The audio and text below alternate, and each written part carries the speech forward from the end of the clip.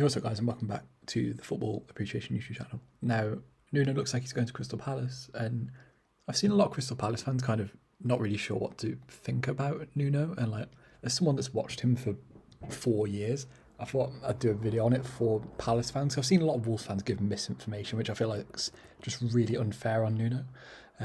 So I thought I'd make a quick video on it and just explain. Because I think this is amazing for Palace. I don't think they could have done any better. Like, I don't mean this in an offensive way to Crystal Palace, but they're such a boring club in the fact that don't spend money, squad's very old, and it's a hard job, man. That Crystal Palace job is a hard job. I'm surprised Nuno's taking it, honestly, because a lot of Wolves fans kind of got the vibe he was kind of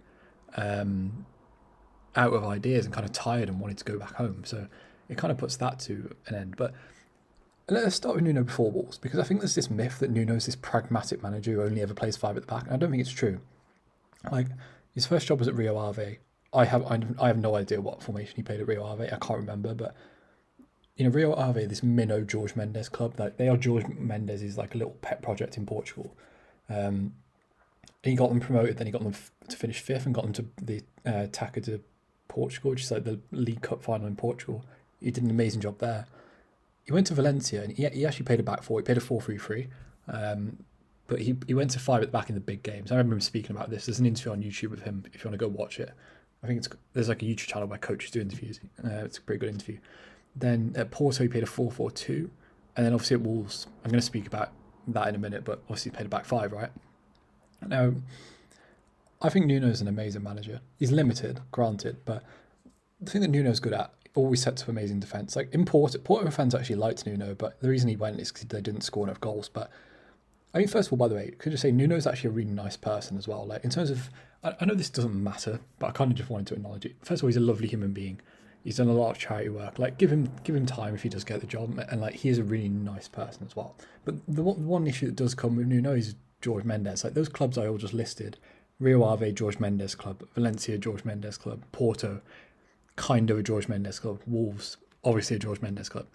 If you look at George Mendes' clients, look how many of these are Wolves players: Ruben Neves, Pedro Neto, Nelson Semedo, Pedence, Ait Nouri, Matt Doherty, obviously former Wolves player, Rui Patricio, Jose Sa, who were set to sign, Vitinha.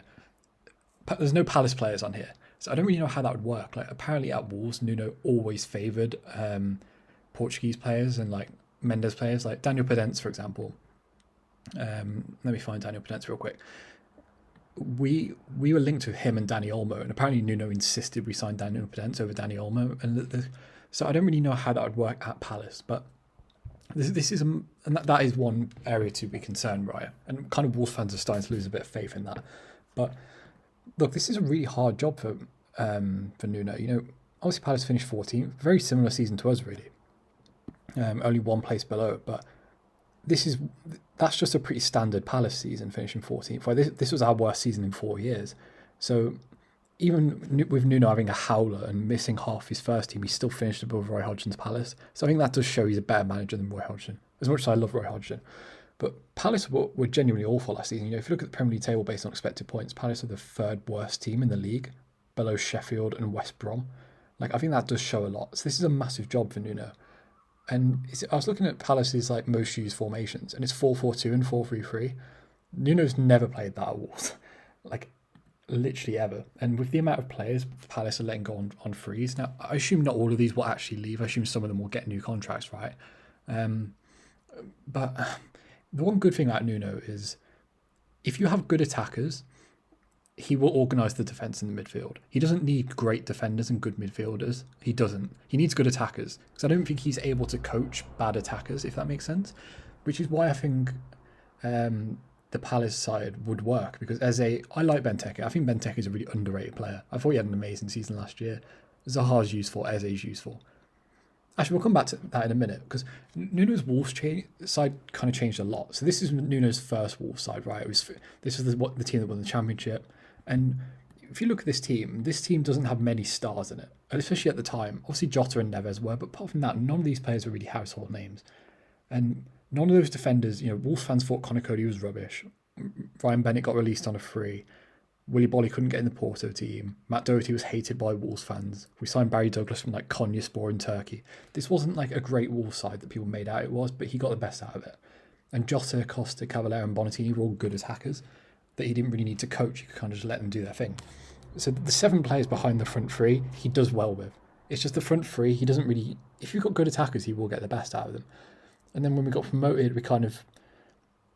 we did play a 3-4-3, but we kind of changed it. He evolved the side, right? And he kind of moved to a midfield 3, kind of became even more pragmatic.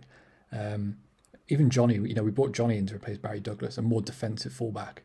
So he has got more cautious as his time's gone on at Wolves. And then, this season, we've kind of gone more back to a 3-4-3. We have played a back 4, but it's been terrible every single time it's ever worked, or every time it's been used. Mainly because of personnel, right? Like, this is a very ageing defence that not a lot of people rate. But again, good attackers. When Neto, Adama and Fabio Silva do work, it's good. It's just there's a lot of ageing players in this. Moutinho, Sace, Cody, Bolly. Even Rui Patricio had a down year last year. So when you look at this Palace side, I think it's very similar. I think Tarek Mitchell, I love Tarek Mitchell. I think Tarek Mitchell's probably the best young fullback in the Premier League. Obviously not like Reece James and that. I just mean actual like young players, right? Like Reece James isn't a young player. I love Tarek Mitchell. Tarek Mitchell's underlying numbers are amazing. I don't know how he'd do as a wing back, but this is what a lot of Wolves fans said about Johnny. Johnny's not a wing back. He's never played wing back, but we signed him and it's kind of worked out. Nuno normally has 1 defensive fullback and 1 attacking fullback. So you probably need a new right back. So I don't think Joel Ward's particularly good. I feel like you can only have one of Joel Ward or Tarek Mitchell playing, and obviously you're going to favour Tarek Mitchell, right? But I think Nuno would keep Palace up pretty easily, even if you lost quite a few of these players on frees. The George Mendes links will kind of get you some players at good prices. You'll also lose them for bad prices, but that's the trade-off with George Mendes. And I think with Nuno, basically what I'm trying to say, he's a good defensive manager. He'll set you up solidly, and he'll just let your attackers do your thing. It won't be like exciting football. When it works, it works. We've had so many scalps against the big sides since we got promoted. Even last season, we did the double over Chelsea. Sorry, we took 4 points off Chelsea. We did the double over Arsenal. Nuno is a good manager. He is. And if you're a Palace fan, this should excite you, because this first, the Wolves team, every Wolves fan loves this side. This was a defensive side that won the Championship, and we all loved it. Even with this second team, and I know Dharma kind of played in it as well, but even this second team, every Wolves fan loved this side. And we had so many good memories with it. And Nuno is a good manager. He's not an elite manager, obviously, otherwise he wouldn't be in the reckoning for the Crystal Palace job. He'd be at Tottenham by now. But he's a great defensive manager. He's a really good man manager, especially if you're in the core group, right? And plus, one other thing about this players being released, Nuno likes a small squad. He likes having a core group of 15 and then letting the academy kids come through. And look, obviously that backfired this season with Wolves because we had loads of injuries, but that's the downside to it. It's a risk, right? It works when you're in the Championship and you don't get any injuries because you can keep everyone happy, but it kind of backfired on us this season. But if you look at Nuno's he's been at Wolves for 4 years, had 3 perfect seasons where not one Wolves fan complained, and now all of a sudden 1 down year and he's kind of tarnished his legacy. But it's very unfair. I think if fans were still in the stadium, Nuno would still be in charge. He would. Like when those fans back for the final game, those fans chanting like, "We want you to stay" and all that. And if you go on Wolves Twitter, it's very different to that. There's always this fans saying he's rubbish and they hate him, blah, blah. 99% of Wolves fans love Nuno and think he's a great manager. It's just kind of that Twitter minority that really dislike him. But yeah, I don't really have anything else to say. If you're a Palace fan, you should be happy with this. I think you're pretty much guaranteed to stay up now, even if you do lose a lot of your players. And you will get the best out of Eze and Benteke. And Zaha. And Benteke feels like a very Nuno striker to me. But yeah, if you enjoyed the video, learn anything, subscribe. There'll be more Premier League content coming out and Euros content, so I'd appreciate it. Subscribe. Comment below what you think. You happy with Nuno? I assume you would be. I don't see why you wouldn't if you're a Palace fan. But yeah, subscribe to the channel, and yeah, peace.